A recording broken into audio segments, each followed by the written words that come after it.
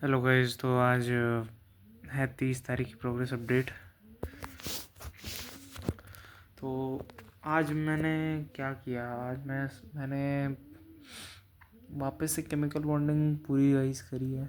उसके बाद coordination compound थोड़ा सा पड़ा, बट आज ना थोड़ी दिक्कत ये रही कि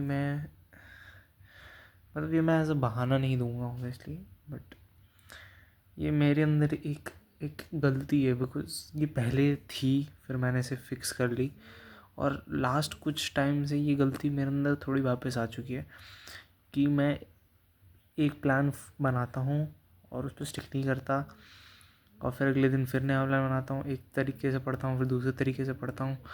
ये पिछले बहुत टाइम से नहीं था, इसी वजह से मैंने बहुत अच्छी अपनी जो है प्रोग्रेस करी, और मैं इसे बहुत अच्छी प्रोग्रेस मानता हूँ। बिकॉज अगर लास्ट ईयर की मैं अपनी परसेंटाइल बताऊँ तो 20% थी मेरी, ड्रॉप लिया था मैंने जब।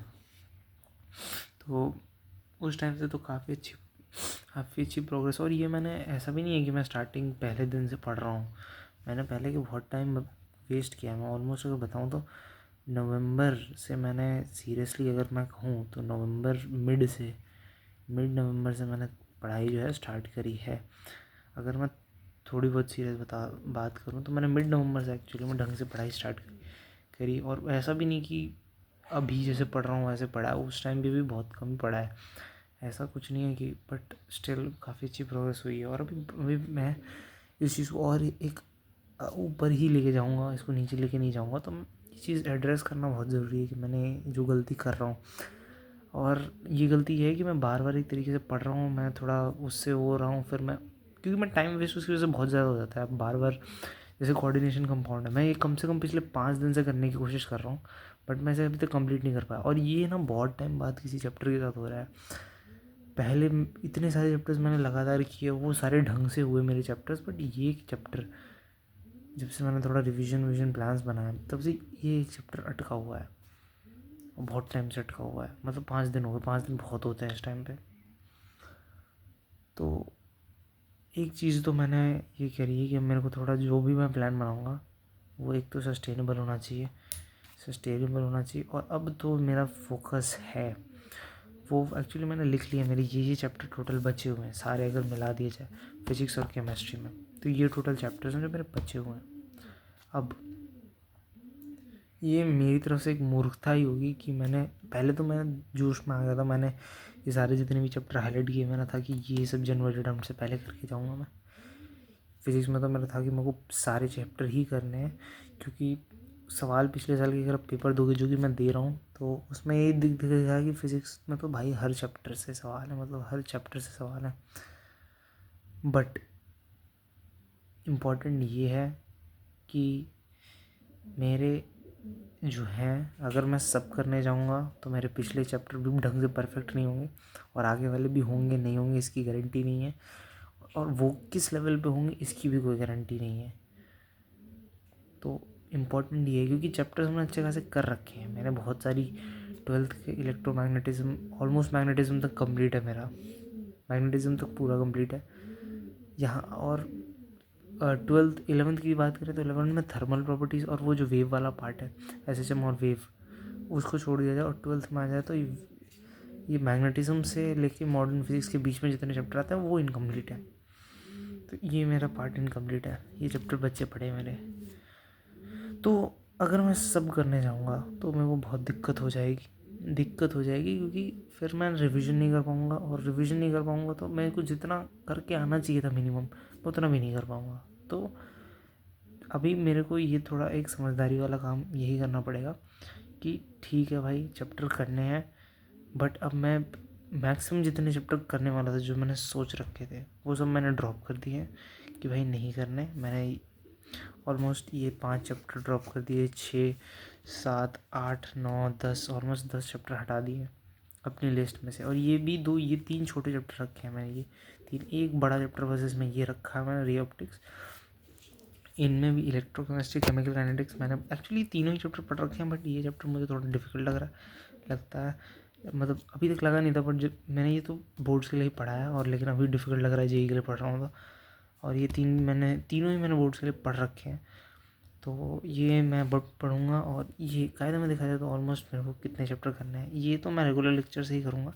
तो जीओसी के ऑलमोस्ट मेरे 10 लेक्चर हैं और हाइड्रोकार्बन के 13 लेक्चर हैं और बायोमॉलिक्यूल्स के 2 लेक्चर हैं।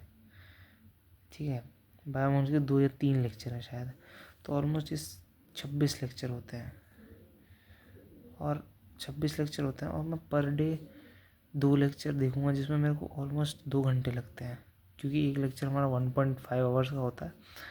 तो हमारे 2 घंटे में हो जाएगा। और अगर मैं 3 घंटे भी ऑर्गेनिक का दूंगा तो इसमें से मेरे को थोड़े बहुत नंबर तो मेरे निकल ही आएंगे। 3 घंटे मतलब 1 घंटे रिवीजन भी ऑर्गेनिक का पहले का जितना भी है और PYQ सॉल्विंग वगैरह उसमें करूँगा तो मैं हो जाएगा। बाकी बात रही इन चैप्टर्स की, तो सेमीकंडक्टर अब पहले मैं बता दूँ, मैं ये सिर्फ ये सब चैप्टर करने वाला हूँ। ये जितने मैंने गोले लगा रखे हैं ये करने वाला हूँ।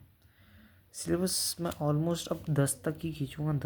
10 को तो मेरे को घर जाना है वापस। तो 9 तारीख तक मैं लास्ट डेट रखूँगा कि भाई 9 तारीख तक मेरे को पूरा अपना जो सिलेबस है वो डन कर देना है। और सिलेबस यही है, मैं जितना ही करूँगा। और रिवीजन आज से थोड़ा मैं बढ़िया तरीके से करने की कोशिश करूँगा। कोशिश क्या, करना ही पड़ेगा।